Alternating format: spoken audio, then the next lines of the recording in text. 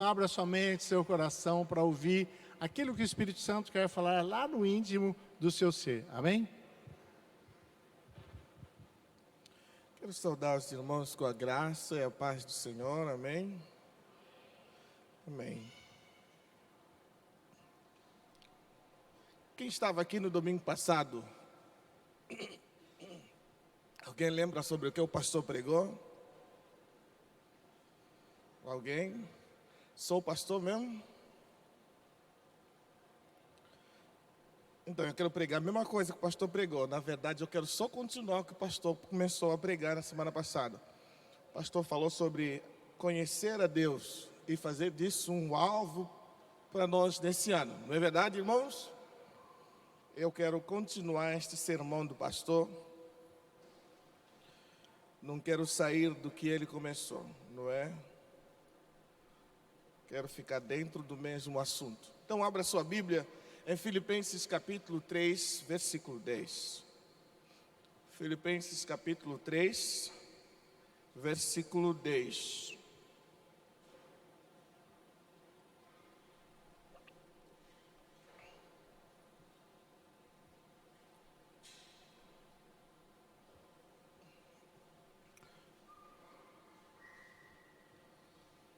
Diz assim: quero conhecer Cristo, o poder da sua ressurreição e a participação em seus sofrimentos, tornando-me como Ele na sua morte.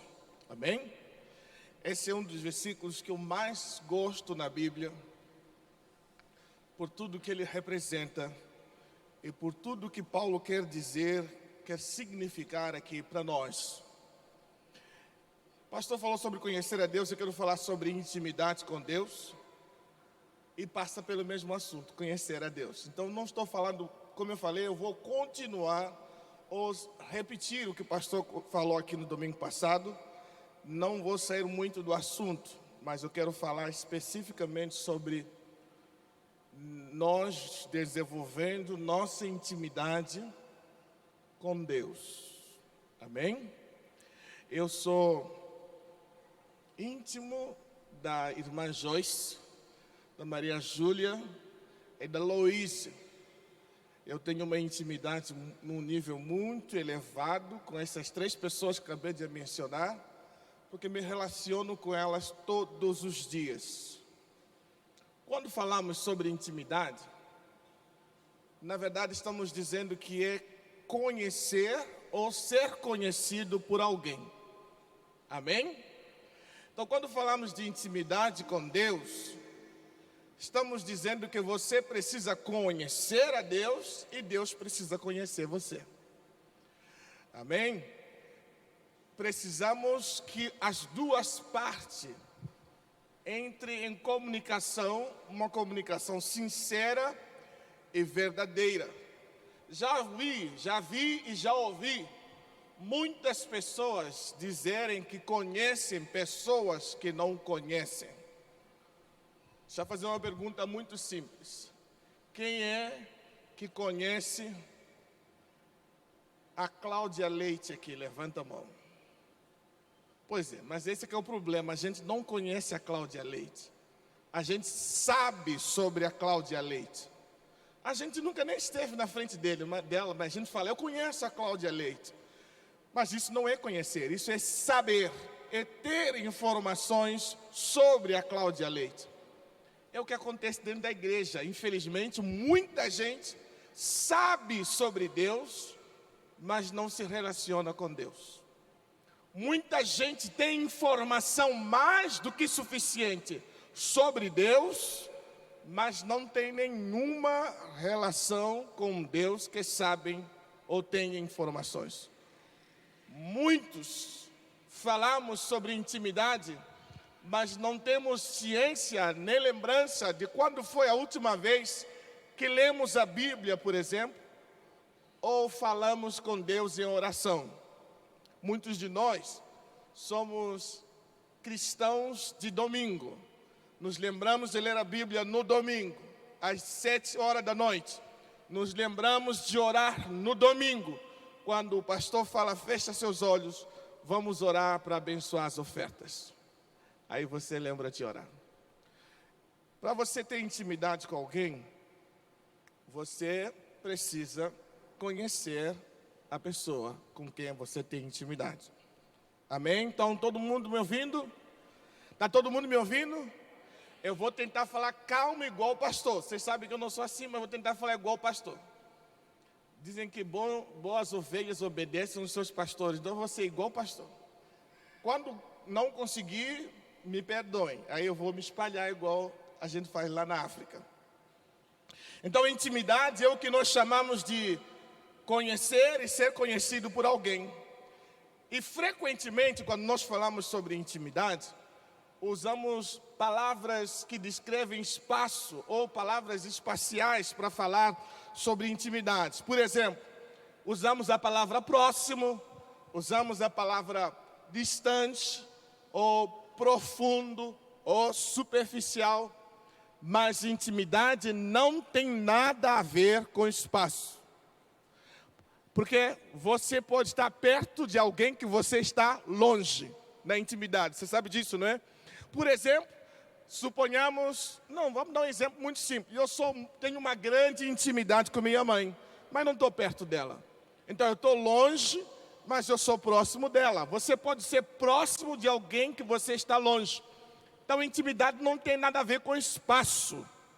É muito mais profundo do que isso. Uma palavra importante quando se fala sobre intimidade é a palavra confiança. Onde existe intimidade, existe confiança mútua. Outro dia, um amigo começou a conversar comigo sobre as amizades dele. Eu falei, vou te falar a verdade. Amigos de verdade, você conta na palma das duas mãos. Não vai passar disso. Falou, não, mas eu tenho um monte de amigos. Eu falei, tenho um monte de amigo do jeito de falar. Mas amigos de verdade, que realmente vão estar presentes na sua vida, você vai contar na palma da mão. Pessoas que realmente conhecem você. Que conseguem ler só o seu olhar, sabem que você não está bem ou se você está bem. Pessoas que você confia e te confiam. O que acontece na humanidade é que é o seguinte: você é amigo de alguém que é amigo de alguém. Então, quando você conta segredo para seu amigo, ele também tem amigo dele. E você tem que ter cuidado com disso, porque você conta segredo e espera que ele guarde, mas ele vai dizer, eu vou contar para meu amigo, para ele guardar, e amigo dele tem amigo dele. Quando você percebe, a cidade toda de São Manuel já sabe do teu segredo. Porque a intimidade humana, ela é muito frágil. Ela é fraca no quesito confiança. Porque se alguém te fala, guarda segredo, você não conta para ninguém. É segredo. Segredo você não abre nem a boca, você nem respira para pensar. Então nós precisamos que haja confiança, que Deus confie na gente e que a gente confie em Deus. Vou te perguntar aqui, quem confia em Deus? Agora deixa eu perguntar, quem sabe que Deus confia nele? Deus confia em você? Ninguém levanta a mão, não? Quer saber se Deus confia em você? Normalmente, aos seus maiores amigos, Deus confia as maiores batalhas. Então, se está vindo muita batalha grande, é porque Deus sabe que você vai vencer, confia em você. Deus. Você lembra da conversa de Satanás e Deus sobre Jó? Você acha que Deus faz uma conversa dessa sobre você? Viu minha serva Joyce? Você acha que ele fala de você? Deus fala da gente. Deus precisa acreditar na gente. Não por necessidade, mas porque existe uma relação entre Deus e eu. E existe confiança mútua. Então nós somos próximos de Deus. Nós somos amigos de Deus. Então a pergunta é, o que é que me faz ser íntimo de Deus? O que é que me torna íntimo de Deus? Eu já falei, eu vou repetir. Confiança. Quanto mais confiamos em alguém, mais próximo nós estamos dessa pessoa. Quanto mais confiamos em alguém, mais nos abrimos com essa pessoa. Na África, aqui no Brasil não acontece. Na África, vou falar na África, no Brasil é diferente. Na África, muitas ovelhas tem dificuldade de entrar no gabinete pastoral e se abrir com o pastor. Sabe por quê? Porque muitos pastores, quando ouvem os problemas no gabinete pastoral da ovelha, eles usam os mesmos problemas como ilustração no púlpito. Pregam os problemas, compartilham com todo mundo os problemas. Então as pessoas perdem confiança porque veem que seus segredos não são guardados. Quando chegamos diante de Deus, podemos ter certeza absoluta que Ele é digno da nossa confiança. Nós podemos confiar em Deus, diga amém. Eu posso confiar em Deus em todos os momentos. Posso confiar que Ele vai guardar os meus dilemas. Posso confiar que Ele vai perdoar os meus pecados. Posso confiar que Ele vai ouvir as minhas orações. Posso confiar que Ele vai me livrar de toda dor e enfermidade. Posso confiar que Ele vai abençoar minha família, minha casa, meus amigos, meus irmãos, meu trabalho. Posso confiar que Deus sempre estará comigo. Posso ter essa confiança. Eu tenho essa certeza e não duvido. Sabe o que o salmista falou? No livro de Salmo 73. Salmo 73, verso 28. Olha o que o salmista falou. Eu gosto de você perceber isso. Ele fala, quanto a mim, bom é estar perto de Deus. Fiz do soberano o meu refúgio. Proclamarei todos os seus feitos. A primeira frase fala, quanto a mim, bom é estar perto de Deus. Ele quer intimidade, ele confia. E ele fala, eu farei do Altíssimo Soberano o meu refúgio. Eu posso me refugiar nele, porque eu confio nele. Eu estou perto dele, eu posso me esconder nele, porque eu confio nele. Eu tenho plena certeza de que Ele jamais vai me deixar descoberto. Vou ler de novo para você carimbar esse versículo no seu coração. Quanto a mim, bom é estar perto de Deus. Fiz do soberano, Senhor, o meu refúgio. Depois termina falando, proclamarei todos os seus feitos. Agora a minha pergunta é, como é que Ele sabe os feitos do Senhor? Como é que Ele sabe as coisas que o Senhor faz? Porque Ele tem intimidade, conhece Deus, e quem conhece Deus, conhece as obras de Deus. Os segredos do Senhor são para aqueles que o amam, são para aqueles que o temem, são para aqueles que o buscam. Se você busca o Senhor, Ele vai falar igual falou, eu não vos chamo mais servos, porque um servo não conhece os segredos do seu patrão, eu vos chamo amigos. Tem amigos de Deus aqui nessa noite? Amém. Você precisa ser amigo de Deus. Então, conhecimento é aproximar-se de Deus. Tiago, capítulo 4, versículo 8. Tiago nos dá um conselho. Ele fala, aproximem-se de Deus e Ele se aproximará de vocês. Você viu o que eu falei?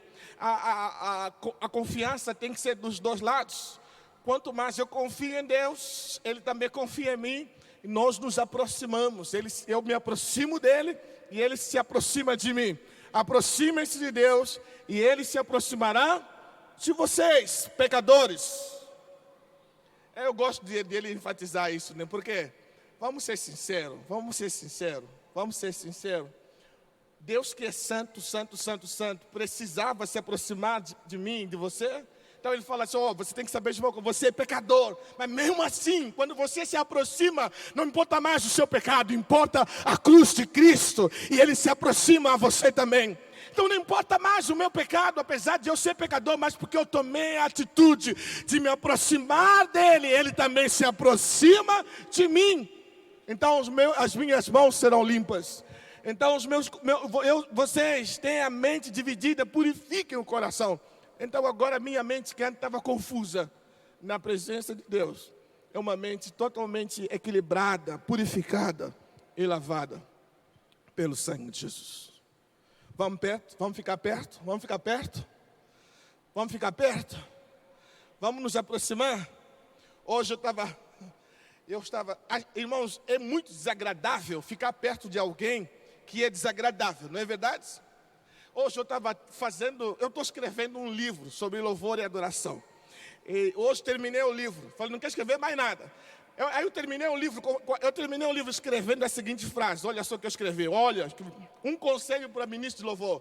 Eu escrevi, cuide da sua aparência, tome banho, escove dente, bota perfume, como é que chama esse trem aqui? Desodorante, porque não há nada mais desagradável do que um líder de louvor de má aparência, sujo, fedorento. As pessoas não conseguem adorar se você está mal vestido, está cheirando mal. Mas não, você fala, levanta a mão, e todo mundo fica, oh Jesus do céu. Dá certo não, né? É engraçado, mas tem muita coisa que às vezes acaba atrapalhando a nossa relação com o próximo. Biblicamente falando, você precisa se purificar para chegar perto de Deus. Tem que acabar com as dúvidas, com coisas que causam divisão na sua mente. Limpar as suas mãos, o seu coração tem que ser purificado para você se aproximar dele, estar perto dele e poder gozar, experimentar da presença maravilhosa de Deus Todo-Poderoso. Então eu não me aproximo dele sujo, fedido. Eu me aproximo dele mesmo. Quando eu me aproximo dele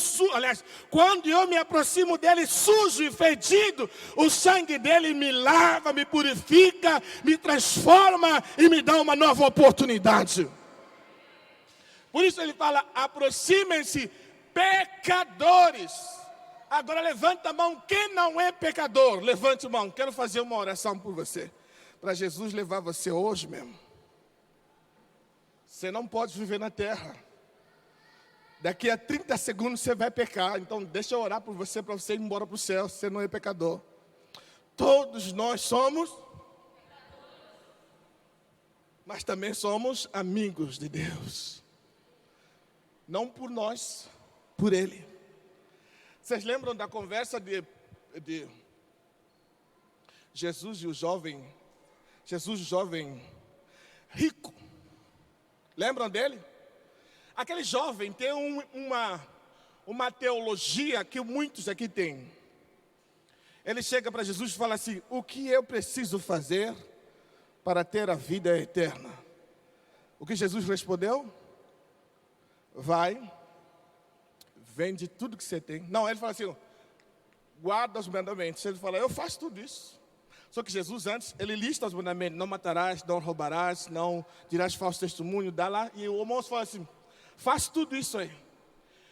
Jesus é Deus e é inteligente e sabe que salvação não é pelas obras. Aquele jovem foi conversar com Jesus pensando que ganha salvação pelo que se faz. Aí Jesus fala assim, ok, tá bom, você faz tudo isso aí? Isso é a segunda parte da tábua. Agora vamos voltar para a primeira tábua. Fala assim, olha, vai, vende tudo que você tem, distribua aos pobres, volta e segue-me. O que aconteceu com aquele jovem? Vazou e nunca mais voltou. Aí Jesus fala assim, ó, é mais fácil um camelo entrar no fundo de uma agulha do que o rico entrar no reino. Pedro é igual eu, sanguíneo igual eu, homem que não sabe controlar, sempre tem que falar. Fica quieto, Pedro, mas tem que falar. Pastor, Pedro vai lá e fala, se é impossível para esse cara aqui, então eu não vou entrar no céu, não. A resposta de Jesus tem que ficar na sua cabeça. Olha o que Jesus fala, o que é impossível para os homens é possível para Deus. Sabe o que Jesus está dizendo? A salvação não tem a ver com as obras humanas, tem a ver com a obra que Jesus efetuou na cruz do Calvário. Então esse processo de intimidade não foi iniciado por nós, foi iniciado pela cruz, não foi iniciado por nós, foi iniciado por Deus quando prometeu lá no Jardim do Éden, no Gênesis 3, não foi começado por nós, é a iniciativa de Deus. Deus nos criou para ficarmos perto dEle, para morar junto dEle, ser alimentado por Ele, ser fortalecido por Ele. E é o que vai acontecer no ano 2024, quem crê, diga glória a Deus. Nós vamos ficar perto de Deus. Aproximem-se de Deus e Ele se aproximará de vós outros. Amém. Amém, irmãos? Vamos voltar lá para Filipenses capítulo 3. Mas agora vamos voltar a partir do versículo 1. Eu quero ir lendo o versículo 1 até o versículo 10. Olha o que Paulo fala. Finalmente, meus irmãos, alegrem-se no Senhor. Escrever de novo as mesmas coisas não é cansativo para mim. É uma segurança para vocês. Eu estou repetindo o que o pastor falou no domingo passado. Aí Paulo fala assim, repetição não é problema, porque é segurança para vocês. Porque quanto mais repito, mais a doutrina, a palavra vai ficar nos vossos corações. Ele continua. Cuidado com os cães. Cuidado com esses que praticam mal. Cuidado com a falsa circuncisão. Ele fala, tenha cuidado com os cães. Quem são os cães? Os gnósticos, os hereges, aqueles que vão trazer para vocês um falso evangelho, um pseudo-evangelho. Cuidado com aqueles que vão colocar a ênfase na salvação, na circuncisão. Ele fala, salvação não tem nada a ver com circuncisão humana. Ele vai falar isso. Então cuidado com esses aí, porque eles vão vos desviar dos caminhos. Ele continua, versículo a seguir, 3.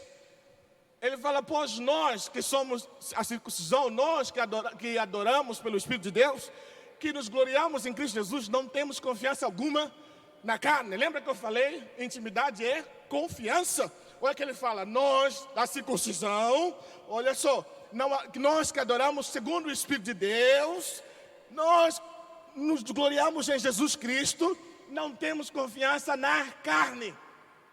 Então, enquanto os outros ensinam a você confiar na sua própria carne, na sua própria inteligência e capacidade, ele fala, não, nós não confiamos na circuncisão humana, confiamos na circuncisão que é efetuada pelo poder de Jesus Cristo, que não tem nada a ver com a nossa carne, tem a ver com a morte e a ressurreição de Jesus Cristo. Continua, versículo 4, ele fala, embora eu mesmo tivesse razões para ter tal confiança. Agora aqui eu preciso que você veja como é lindo o que Paulo fala. Olha só o que ele fala. Um dos melhores homens que viveu na terra. Um dos melhores. Na verdade, se Paulo não tivesse escrito o Evangelho segundo Paulo, as cartas dele, nós teríamos uma compreensão muito errada da Bíblia. E talvez até hoje nós estivéssemos presos nos rituais, nas tradições do Antigo Testamento. Um dos melhores exegetas, teólogos, um dos melhores pregadores da terra. Ele fala assim, embora eu mesmo tivesse razões para tal confiança, se alguém pensa que tem razões para confiar na carne, ainda mais eu. Vou falar assim, ninguém aqui tem razões suficientes para confiar na carne. Eu tenho. Eu tive tudo para confiar na carne. E ele vai explicar, olha só o que ele fala. Circuncidado no 8º dia da vida, olha só, primeira coisa que ele fala. Eu fui circuncidado. Está dizendo o seguinte, eu sou da linhagem de Jesus Cristo, sou judeu e passei pelos ritos e cerimônias que todo judeu tem que passar. Ele está dizendo, eu sou original e não pirata. Vamos continuar, ele vai continuar. Ele fala assim, pertencente ao povo de Israel. Deixou claro, gente, eu não sou estrangeiro nessa terra, não sou estranho. Eu sou desse grupo. Eu sou israelita. E ele continua. Da tribo de Benjamim, a tribo de Benjamim era aqui, top de linha, sabe aquelas, na Índia dividem por casta, né? Por castas. A tribo de Benjamim é aquela casta alta, é tribo privilegiada. Jacó escolheu Benjamim assim, colocou lá no top. Então os benjamitas eram uma tribo especial de Deus. Ele fala assim, eu vim daquele grupo exclusivo. E ele continua e fala assim, verdadeiro hebreu. Lembra que eu falei, ele falou que não sou pirata? Agora ele fala assim, eu sou hebreu puro, eu. Não tenho mistura. Não sou filho de pai moçambicano e mãe brasileiro, não. Os meus pais são tudo. Ele continua, vamos lá. Quanto à lei, fui fariseu. Quer falar de lei? Estudei tudo da lei. Conheço a lei. Eu fui fariseu, ninguém domina a lei mais do que eu. Paulo, não sou eu não sou nada aqui. É Paulo que está dizendo. E continua, ele fala, continua. Quanto ao zelo, persegui a igreja. Está falando de igreja, matei crentes. Fui atrás de crente e matei todo mundo. Porque eu era elite. no meio dos romanos também. E ele continua: quanto à justiça que há na lei, você podia me levar a qualquer tribunal, ninguém ia me prender, porque eu era irrepreensível. Você viu tudo que Paulo falou? Todos esses atributos, vamos lá nos comparar com Paulo agora. Estamos aonde? Era formado em toda a teologia, história humana, em toda a legislação, era da tribo de elite, não era qualquer um, e continua, agora veja o que ele fala. Agora veja o que ele fala. Esse cara, ele falou assim, olha o que ele fala, veja. Mas o que para mim era lucro, vamos lá ler junto, vamos lá? Vamos ler, pelo amor de Deus, mas...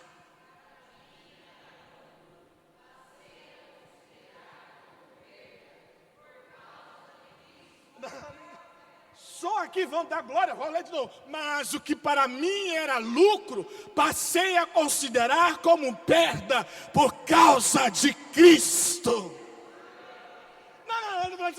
Todo o dinheiro que podiam me dar, para mim não era nada por causa de Cristo. Toda a escola que eu podia estudar, para mim não era nada por causa de Cristo. Toda a família rica que eu tenho, para mim não é nada por causa de... Ele vai repetir agora, mas agora vai usar uma palavra não muito bonita, para comparar tudo o que ele falou antes com Cristo. Veja só o que ele diz, continua. Mais do que isso, considero tudo como o quê? Perda comparado com a suprema grandeza do conhecimento de meu Senhor. Quem perdi, eu as considero como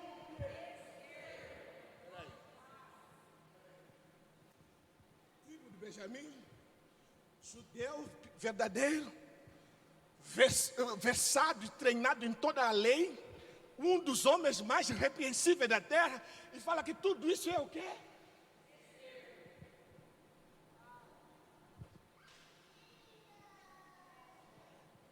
Quantos querem conhecer Jesus esse ano aqui? Enquanto você não considerar tudo como esterco, você não vai conhecer de verdade. Comece a olhar para tudo como esterco. Paulo não está de jeito nenhum falando eu sou masoquista, eu gosto de sofrer. Isso não presta. Não está desprezando nada. Só está dizendo, se eu colocar tudo que eu tenho e outro lado colocar Jesus, esterco. Tudo isso. Não presta para nada. Mas Jesus é tudo que eu preciso. Ele fala para mim, o que importa é conhecer a suprema grandeza de Cristo. Considero tudo como esterco para poder... É isso que o pastor estava dizendo no domingo passado, que eu quero repetir para você. É isso que vai mudar a nossa vida. Como é que vai mudar? Veja o que ele fala a seguir. Agora ele vai falar o seguinte, olha, onde que está o versículo 9? E serem... Lembra que eu falei, você conhece, é conhecido? Ele fala, eu quero ser... É tipo assim, vão me procurar vocês. Sabe onde vão me encontrar? Nos braços de Cristo, vão me encontrar na casa de Cristo, vão me encontrar nele e ser encontrado nele, não tendo minha própria justiça que procede da lei, mas que vem mediante a fé em Cristo Jesus, a justiça que procede de Deus e se baseia na fé. Eu quero, continua, eu quero, vamos ler juntos, vamos ler tudo, vamos lá, eu quero o poder a participar, tornar.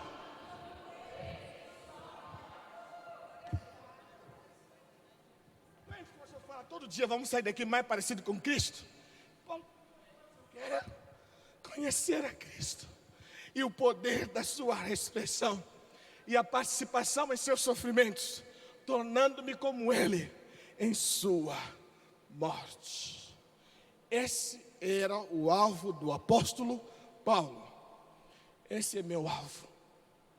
Eu acordo todo dia falando exatamente isso para Deus. Quero te conhecer, o poder da tua ressurreição, participar no seu sofrimento e tornar-me como o Senhor na sua morte. Alguém pode fazer essa oração aqui? Quero te convidar, não estou terminando, mas eu queria abrir essa sessão. Quero te dar 30 segundos para você fechar os seus olhos e fazer essa oração aqui. Faça do seu jeito. Não exatamente como Paulo escreveu, mas faça do seu jeito. Fale com ele. Fale que eu quero conhecer Jesus. Eu quero ficar perto de ti. Conhecer o poder da sua ressurreição. Eu quero ser encontrado em ti, Senhor.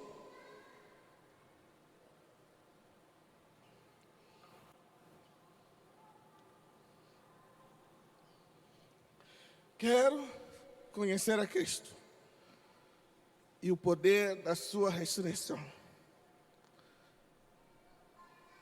e a participação no seu sofrimento, tornando-me como ele na sua morte. Olha para mim. Esse conhecer que estamos falando aqui não é um conhecer místico. E eu preciso deixar claro o que é conhecer místico. É porque nós vivemos, a cultura brasileira é muito parecida com a cultura africana. Muito, muito. Há muito misticismo. Então, nós temos hábito de achar que Jesus não está nos lugares onde nós não sentimos arrepios.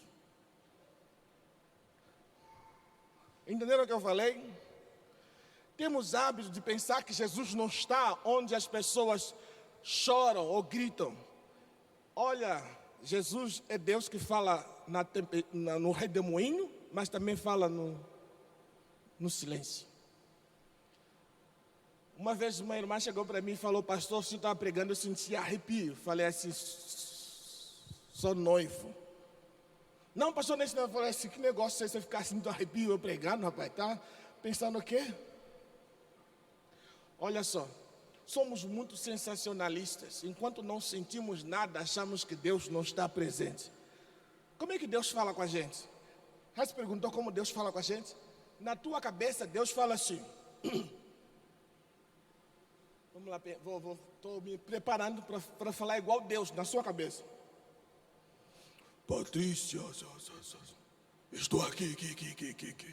Vim te ver. Isso não é Deus não, rapaz. Só o demônio para falar assim mesmo contigo.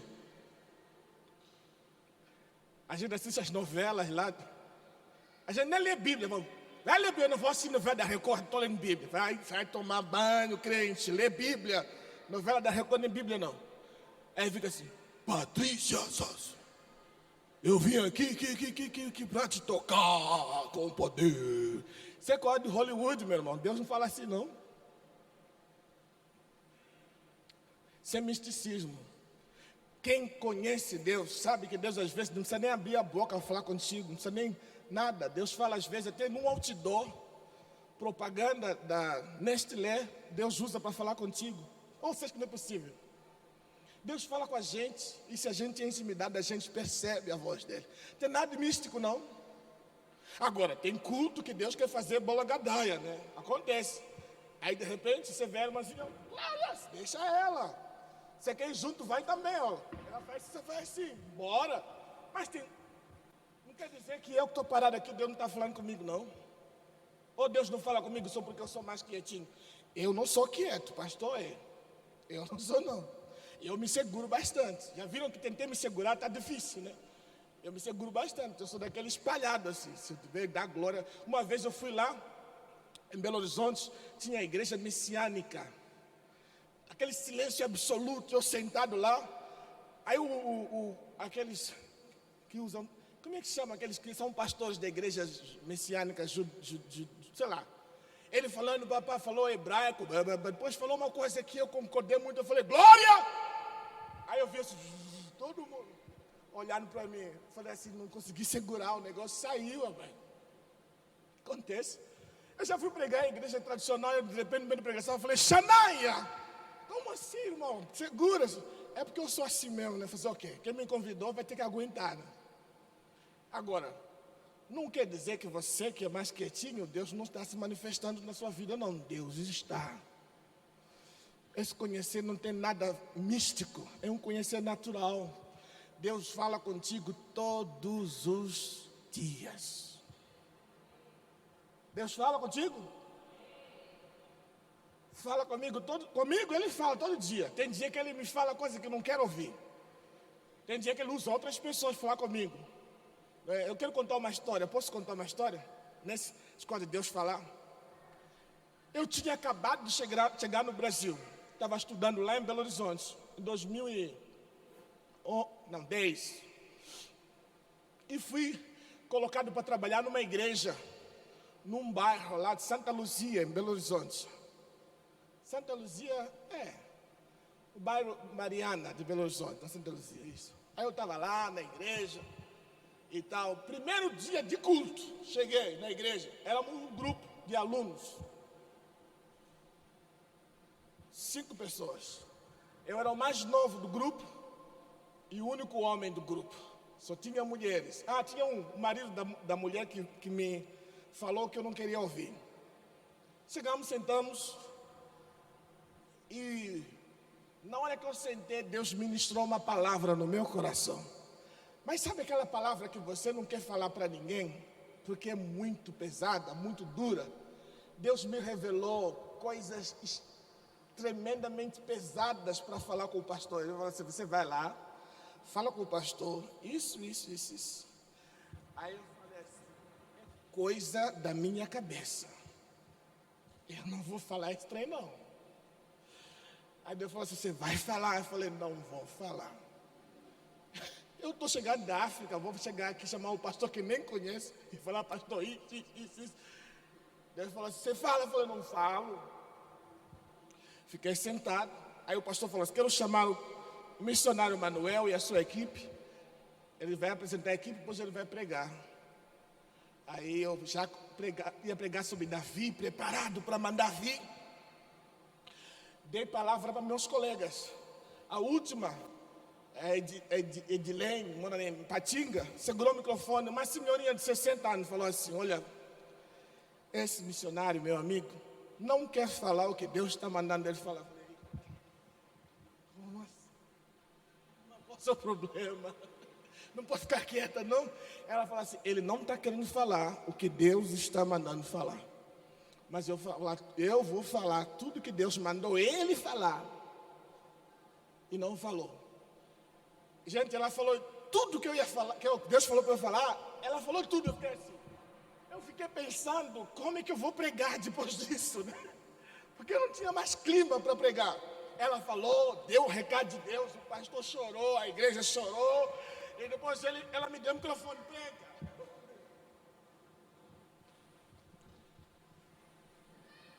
Vou pregar o quê? Eu não fiz o que Deus mandou, porque eu achei que era tudo humano. Sabe, às vezes Deus fala com a gente, porque a gente não tem tanta intimidade, pensa que tudo é da carne. E naquele dia nem era por causa de intimidade, não, era por medo. Eu tinha medo do que Deus estava falando. Mas aquilo curou a igreja, aquilo mudou a história da igreja. Deus não queria envergonhar ninguém, queria mudar o curso da igreja. E eu estava lá, recluso, no meu mundo seguro, e não falei. E Deus falou, agora prega, quero ver você pregar. Prega onde? A paz do Senhor, irmãos. Então, né, vamos orar. Acho que foi a oração mais longa que eu fiz numa pregação. Eu orava, esperando coragem para pregar. E no fim, sabe como eu comecei a minha pregação? Irmãos, eu quero pedir perdão a Deus primeiro, porque eu errei. E eu não preguei mais sobre Davi, não. Preguei sobre se confessarmos os nossos pecados. Ele é fiel e justo para nos perdoar os pecados e nos purificar de toda injustiça. Aí Deus falou, tô. Aprendeu, missionário? Falei, aprendi. Quero conhecer a Cristo. Amém? Agora, irmão, deixa eu te falar um negócio aqui, antes de eu ir embora. Para minha casa, não para a África.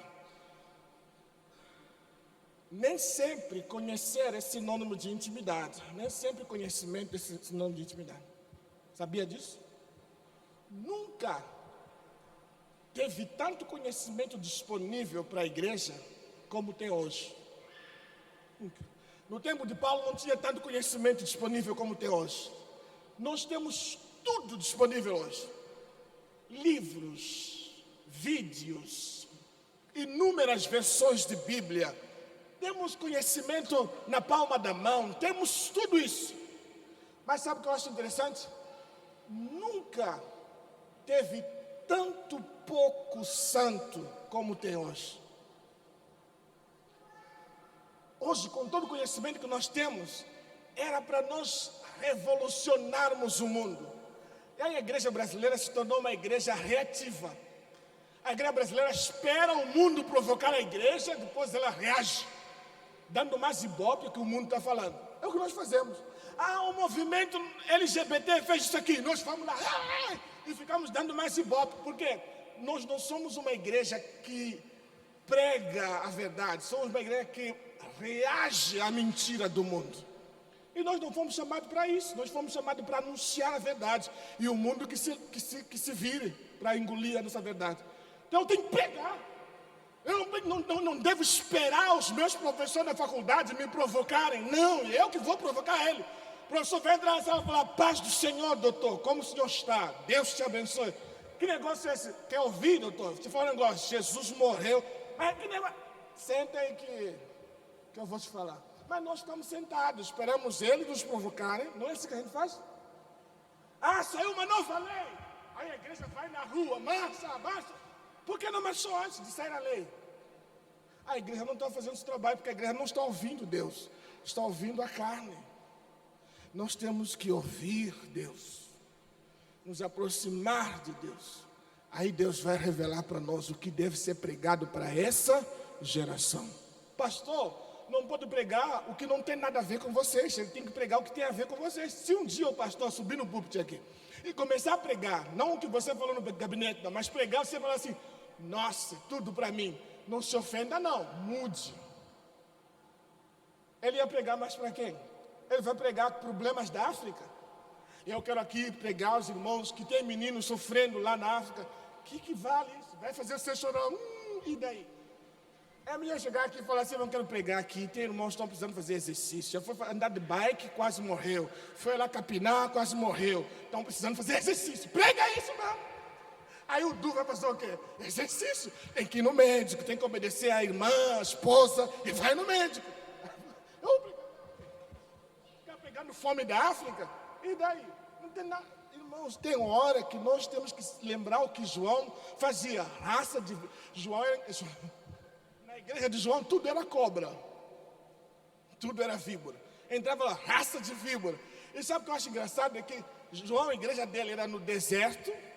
Ele comia comida esquisita, vestia roupa estranha e insultava todo mundo. E lotava todo dia. Hoje, a gente prega tudo que as pessoas querem ouvir. Acho que temos que começar a pregar raça de víbora aqui. Raça de víbora! Aí um dia desse, João olhou para o povo, no meio do povo estava alguém que não era víbora não. Aí ele fala: eis o Cordeiro de Deus que tira o pecado do mundo. Eu não sou digno de desatar as suas sandálias. Amém? Vamos conhecer Deus? Você quer conhecer Deus? Deixa eu terminar aqui te dando algumas dicas rápidas. Não vou demorar, só quero te dar umas dicas rápidas. Primeiro, para você conhecer a Deus, você tem que ter fé. Tem que ter o quê, irmãos? Fé. Vamos lá em Hebreus capítulo 11. Pulei, estou lá no finalzinho. Hebreus capítulo 11. Diz o quê? Versículo 6. Versículo 6 diz o quê? Olha, sem fé é impossível, porquanto aqueles que se aproximam de Deus, é necessário que é preciso crer que Ele existe e que Ele recompensa aqueles que o buscam. Amém? Qual é o primeiro requisito para conhecer Cristo? Fé. Quer intimidade? Desenvolva a sua fé, trabalhe sua fé, acredite. E a fé é fruto de proximidade. Para você ter fé, quanto mais se aproxima de Deus, mais robusta é sua fé. Segunda coisa, adoração. Oséias capítulo 6, versículo 6. Segunda coisa, adoração. olha, esse texto eu gosto muito, de Oséias 6, versículo 6. É que eu pulei o sermão agora, pulei um monte de coisa, fui lá no finalzinho. Então, é por isso que você está demorando também. Oséias 6, 6. 6, 6. Aí vai lá. Esse é 11. Isso, aí ó. Vamos lá. Pois desejo misericórdia e não sacrifício. Conhecimento de Deus em vez de holocausto. Ele está dizendo, olha, não quero rituais, não quero estruturas, não estou interessado. Irmão, falando com você, são tudo necessário, mas não é nada disso que chama a atenção de Deus, não. Ele fala assim, eu quero que você me conheça, eu quero que você pratique misericórdia, antes de se preocupar em tocar o instrumento. Eu quero misericórdia e não sacrifício. Eu quero conhecimento de Deus e não holocausto. Isso é adoração. Eu quero pessoas que me colocam acima de tudo. Eu quero pessoas que me colocam acima do sacrifício. Eu quero pessoas que me colocam acima de suas famílias, acima dos seus filhos, pais, netos e avós. Pessoas que me colocam acima do dinheiro, dos bens. É disso que Deus está buscando. Pessoas assim são íntimas de Deus. Terceira forma de você buscar intimidade: oração. Muito bem. Mateus 6, 6. Oração. Quem gosta de oração aqui? Peraí. Não é gostar de oração, de ouvir falar de oração. Estou falando de orar. Vou falar de novo. Quem gosta de orar? Mudou o número. Mateus 6, 6. Mas quando você orar, vá para o seu quarto, feche a porta, ore ao seu pai que está em secreto. Então o seu pai que vem em secreto te recompensará. Orai sem cessar. Alguém falou para mim assim: pastor, eu gosto de orar, mas eu não tenho tempo. Aí eu falei assim: mas o que você quer que eu faça? Eu falei, pastor, o que é que eu faço? Porque não tenho tempo para parar. Estou sempre fazendo alguma coisa, mas eu gosto de orar. O que eu faço? Eu falei assim: faz exatamente o que Deus falou. O que Deus falou? Eu falei: ora sem cessar. Mas pastor, eu estou falando que não tem tempo, como vou orar sem parar? Eu falei: uai, o que é que significa orar sem cessar? Deus está dizendo que Ele quer se envolver em tudo que você faz. Então, pastor, não tem tempo, porque eu estou fazendo conta. Então faz 1 mais 1. Quanto é que dá, Deus? 2, é isso mesmo, obrigado, Senhor. Tá, papai, eu quero te agradecer. Essa picanha está no ponto. Obrigado. É você envolver Deus em tudo que você faz. Tá lá, papai, ó. Prendi o malfeitor aqui, papai. Olha só, estava correndo e eu veio assim, querendo correr atrás do malfeitor. Segurei ele, vem aqui. É assim que faz. Papai, não morri hoje. Graças a Deus. Vou conversar com a Janine para ver se ela me levou ao médico. E orar sem cessar, meu. É você saber lá, papai, hoje vou chamar pastor Manuel para vir comer picanha aqui em casa. Ele come demais, papai. Me ajuda aí com dinheiro para comer, alimentar esse cara. Não, pastor. Aí, papai, minha filha vai dormir na noite de pijama. Meus olhos não estão lá, mas os olhos do Senhor estão em todo lugar. Olha por mim, papai. É assim que você faz. A menina chegou e falou: vou sair? Fala: sai, não tem problema não, mas vou pedir para o Espírito Santo ir junto. Você não vai sozinha, não. Você tem que envolver em tudo que você faz. É orar sem cessar. Papai, estou aqui mexendo no celular. Me ajuda a não ser viciado. Não é assim, irmão? Papai, me ajuda aqui, papai. Eu vou abrir uma loja, mas eu não sou muito de dizer não para as pessoas. Todo mundo vai dizer fiado aqui, eu vou dar fiado, Senhor. Me ajuda a negar. Eu não quero dar fiado todo mundo, ninguém vai pagar a conta.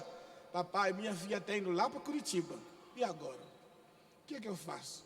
Me ajuda aí, pai. Ela vai morar sozinha em Curitiba, Deus. Aí Deus fala assim: não está assim, não. Eu estou lá. Eu estou em Curitiba, eu também estou aqui. Ora sem cessar.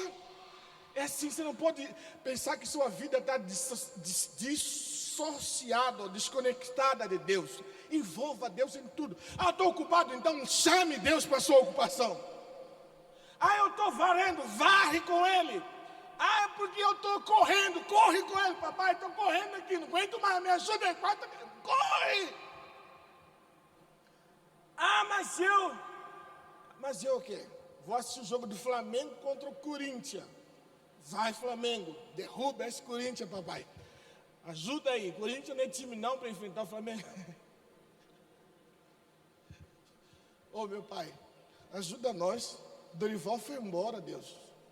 Pelo amor de Jesus. Carpini, será que vai aguentar? Os São Paulinos já estão orando. É assim que faz. Você envolve Deus em toda a sua vida. Papai, eu vou tocar uma música difícil hoje no teclado. Minha memória não aguenta lembrar aquela introdução. Papai, me ajuda. E papai vai lá, lembrar a Letícia, a introdução da música. Papai, hoje vou tocar baixo. Já estou enferrujada. Para piorar, pastor Manuel está inventando umas novas modas. Me ajuda. Envolva o Senhor na sua vida. Orar sem cessar é isso. Às vezes nós temos a impressão que eu sou crente que ora quando eu gasto 1 hora orando. Já orei. E às vezes Deus está querendo só os teus 5 minutos ou então o seu dia inteiro em oração. Envolva Deus em tudo que você faz.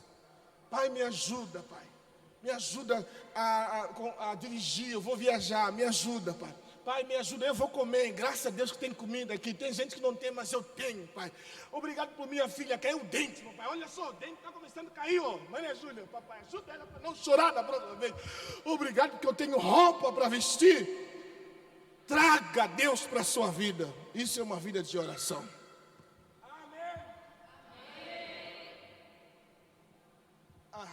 Agora que eu falei isso, ninguém mais vem aqui com desculpa de que não tem tempo para orar. Vamos ter que excomungar você. Vou pedir. Vamos fazer isso não? Eu não sou pastor, pastor é pastor. Pastor está sentado ali. Amém? E uma coisa que não se fala muito na igreja hoje é obedecer. Quer ter intimidade? Aprenda, ó. Tem que obedecer. A Bíblia fala que obedecer é melhor do que e o atender é melhor do que a gordura de cadeira. Obedeça tudo que Deus falar. Deus falou, você obedece. Não importa. Ah, mas é difícil. Não importa. Se Deus falou, está falado. Você tem que fazer o quê? Obedecer. Eu quero terminar voltando para aquele versículo, Filipenses 3:10. Lá, todas essas dicas estão naquele versículo lá. Mas essa última eu preciso que você leia de novo. Qual que é? Você quer ter intimidade com Deus? Você tem que participar dos seus sofrimentos. Como eu gostaria de um dia falar contigo só sobre sofrimento. Porque hoje em dia vamos na igreja e as pessoas falam, você vai parar de sofrer. Até tem estampa na porta da igreja, pare de sofrer. Não é o que Cristo quer. Cristo quer que você participe dos sofrimentos dele.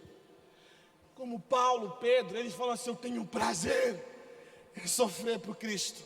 Sabe, antes de Pedro ser cheio do Espírito Santo, antes de Pedro receber o poder do Espírito Santo, negou Jesus 3 vezes, tinha medo de sofrer com Cristo. Mas quando ele foi cheio do Espírito Santo, sabe o que fizeram com Pedro? Prenderam ele, bateram nele e falaram assim, cala a boca. Ele falou assim, não obedeço vocês não, obedeço ao Pai e tenho prazer em sofrer por ele. Crente de hoje, você fala para ele, esse irmão está em pecado, e fala assim, está me julgando por quê? Tudo está me julgando, para com isso, seja crente, aprenda a amar a Deus a ponto de sofrer por Ele, de entregar sua vida por Ele. Paulo não é masoquista não, Paulo vivia do bom e do melhor, mas quando fosse para sofrer, Paulo não tinha preguiça não, porque para ele viver é Cristo e morrer é lucro.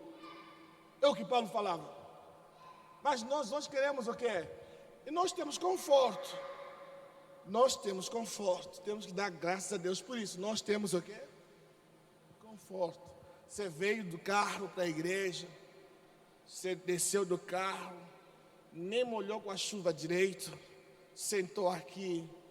E você já acha que sacrificou muito hoje. Sacrificou nada, meu irmão. Para com essas brincadeiras. Na próxima vez que o pastor falar assim, vamos carpir, como fala aqui no Brasil, o terreno da igreja, você fala assim, quase morri de outra vez, mas vou de novo. Hoje eu peguei no seu período. Eu te amo. É amor, amor é assim mesmo. Não, eu não estou me importando, não. Não estou me importando, não. E eu, quando falo sobre sofrer por Cristo, não estou dizendo que você tem que buscar o sofrimento. Estou dizendo que, às vezes, o evangelho que nós pregamos, ele é perigoso. A luz incomoda. E, às vezes, vai nos colocar em situações perigosas, que as pessoas não vão gostar da gente. E Jesus falou isso. Quando isso acontecer, confie e descanse em Deus. Acredite que Ele vai te livrar de qualquer situação. Amém? Queremos ser íntimos de Deus? Quantos querem ser íntimos de Deus? Se coloque de pé, então, se você quer ser íntimo de Deus. Eu também quero ficar cada dia mais perto de Deus, mais próximo dEle, e aprender dEle, não é? Eu quero terminar falando sobre duas mulheres.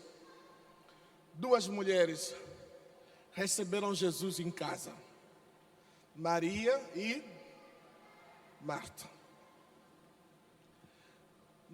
Qual foi que ficou trabalhando? É Marta.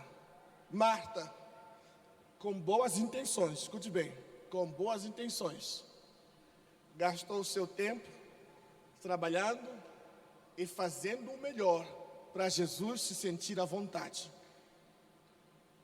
Maria, diferente da irmã, gastou o seu tempo deitada no peito de Jesus, ouvindo Jesus falar. No fim, Jesus fala, quando Marta vai repreender Maria, Jesus fala, ela escolheu a melhor parte. Eu, pastor, e agora vou falar mal da minha esposa, porque ela que me ensinou o significado desse versículo. Até semana passada eu não sabia porque Jesus falou que Maria escolheu a melhor parte. A minha esposa, conversando com minha esposa, reclamando do meu casamento. Então, agora a esposa me perdoa que eu vou falar mal de você. Aí minha esposa é uma pessoa que ama receber hóspedes. E quando ela recebe, pode ter sido uma coisa, você vai ter casa limpa, comida gostosa, ela vai fazer de tudo para você ter conforto em casa. Aí eu reclamei esses dias, estava eu conversando, ela, pastor e pastora. Falei, eu gosto disso, o problema é que ela fica limpando a casa e eu fico com os hóspedes, ela não fica com os hóspedes. Aí minha esposa falou assim, aí essa resposta dela que me ensinou porque Jesus falou que Marta escolheu a melhor parte. Ela falou assim, mas o problema é que eu não me sinto bem se a casa não estiver limpa, se a casa estiver suja. Parece que eu não estou servindo direito. Na mesma hora que ela falou isso, Jesus falou para mim assim, viu? O problema de quem está ocupado em servir, está preocupado com não passar vergonha. Está preocupado com ele mesmo. Jesus falou, não é sobre você, é sobre mim.